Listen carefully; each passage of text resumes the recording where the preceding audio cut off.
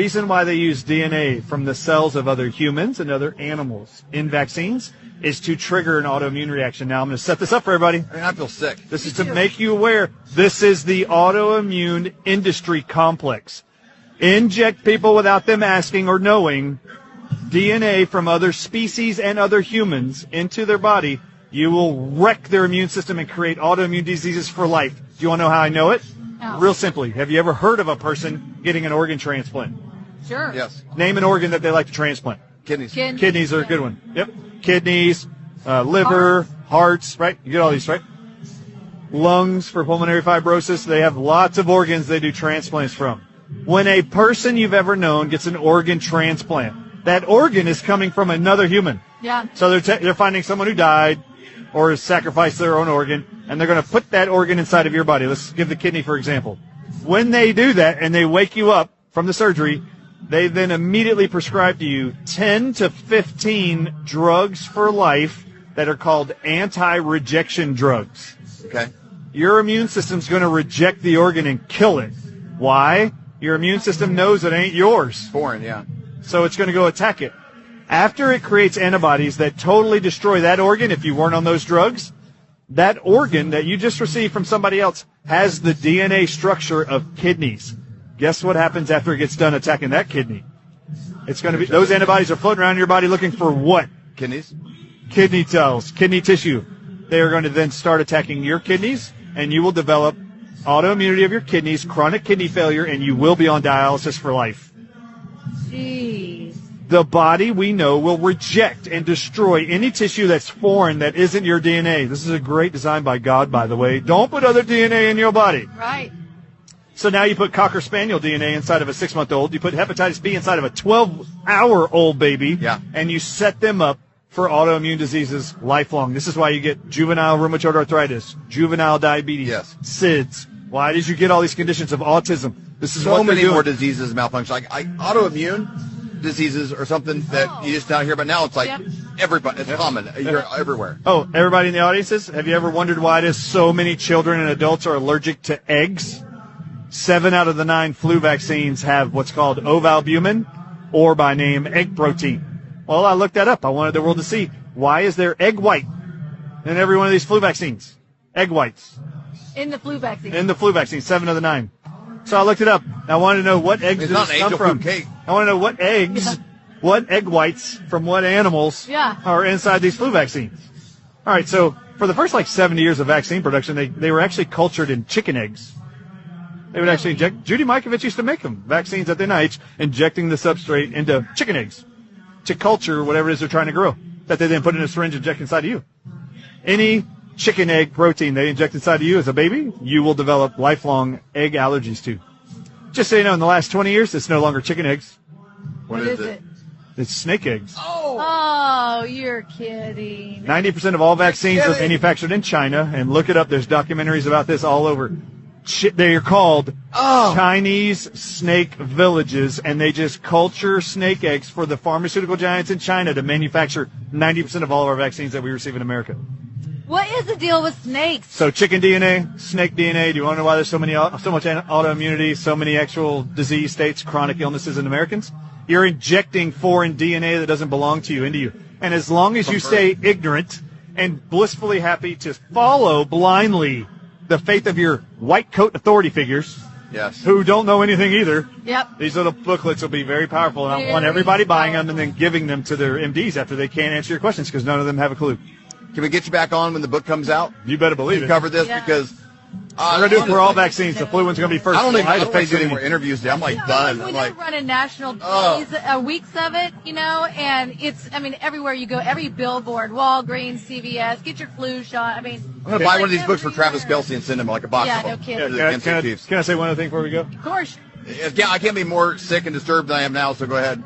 So my presentation here a few minutes ago was totally different than anything I've done. I decided to show the world who was the real target of the pandemic called COVID. So I put it up. The American Diabetes Association just published that 40% of all COVID-19 deaths in America were in diabetics only.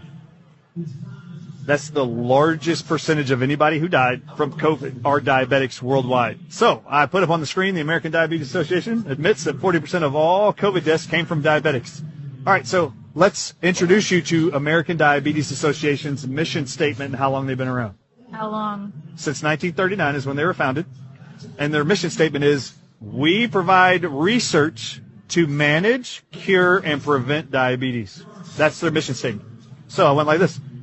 How are they doing after 84 years? Okay. How many where were we at in 1939? So we just finished 4 years, and almost half everybody that died were diabetics in America. Okay? Yep. All right. So how are they doing with their prevention and cure of diabetes? They've been researching for 84 years. I put up on the screen a chart that the American Diabetes Association shows that in 1980, 41 years later after that organization was set up and collecting donations and research for diabetes to cure it and prevent it, I showed in 2010 they published on a bar graph that there was 5.5 million Americans with diabetes in 1980. How many? There was 5.5 million Americans with diabetes in 1980. Okay. They show it all the way to 2010. 2010, it's 21 million Americans are diabetics. And then I showed what is it right now in 2023. It's actually 38.4 million now. That's almost double in 13 years. Yeah, the whole chart just goes straight like this. So I showed the numbers and highlighted. I said, this is an organization committed for 84 years to prevent and cure diabetes. Are they working? Are they figuring it out? Yes. And then I showed that the World Health Organization just published that in the next 27 years, they expect 1.31 billion people on Earth to be diabetic, which these people didn't know it, and y'all don't either.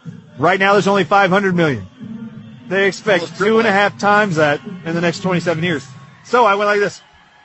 All right, so you're an organization. For 84 years, you've been researching and creating products to cure and prevent diabetes. How well are they doing after 84 years? And I wanted to know, since 2010 to now, 2023, how much money has been donated to the American Diabetes Association to suck at curing diabetes? That's exactly what I put on the screen. How much have they been given to suck 100% at preventing COVID or preventing diabetes? So I put up every single Form 990 from the IRS, which they declare all revenue given to the American Diabetes Association every year since 2010. And I showed every single one of them and highlighted in red. Look at the red square. This is the amount of money donated every year. 2010, 11, 12, 13, 14, 15, 16, 17, 18, 19, 20, 21, 22. And then I showed the total. And? The total is $2.5 billion has given to the American Diabetes Association. Oh my God. In the same time frame, they have doubled the amount of diabetes in this country. You know, there's not a lot of, you can be an NFL coach, not win a game every year, and keep getting raises. No. And then I showed them. The American Diabetes in 1939 said they're committed to preventing and curing diabetes. How close are they? And I put up the American Diabetes Association's website, and it says, what is a cause of diabetes and the cure? It actually says, there is no known cure for diabetes, period. I showed them the whole world. I said, wait a minute. We've been giving this organization for 84 years billions of dollars to solve one problem. And then I said on the screen, how many of you do you think would be paid by your employer for 84 years to solve a problem specific to your audiences and customer base, and you never came up with a solution for 84 years? Would you still have a job? No way. And they all said, you would be fired. That was the next thing on the screen. Nope, you would be fired. You wouldn't have a job. So this is when I showed them how much money they've been given. Then I showed a list. Currently, the medical profession actually has a list of all incurable diseases they know of.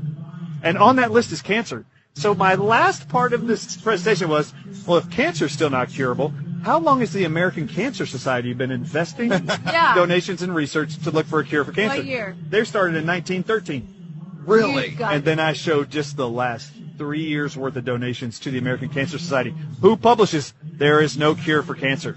I just showed them. It is $4.5 billion have been donated in the last 3 years alone to a cancer organization who has no effing clue yet how to solve the problem. They've created an organization to research. So I set up on the screen, and everybody watching at home, please, for the love of God, stop giving money to the American Cancer Society, American Diabetes Association, any medical foundation. There is no known published cures of any of them, and we're giving them billions of dollars, and they are continuing to allow the problem they're professing to be looking for a fix for. They're not interested in that. So I put up on the screen, you want to donate your money to somebody? Donate to the Healing for the Ages group. That's 4 doctors who in 2024 will start doing research studies and proving to you we can reverse diabetes and cancer. And it's not going to cost billions of dollars. You just tell all your corporations and yourself, you want to make donations? Go to this donate button at healingfortheages.com. We, in January, are all meeting in Arizona to discuss the research studies we're going to do in preparation for our September conference. And we're going to bring those people up that we help cure and reverse diabetes, cancer, autoimmune disease, you name it. Watch. We need funding. They do not need funding. Yes. That's right. My last slide was Albert Einstein said, doing the same thing over and over and over, expecting a different result is insanity. It's insane to give these companies any more donations or money. Yeah. When in 84 years and 113 years later, there's zero solutions for it.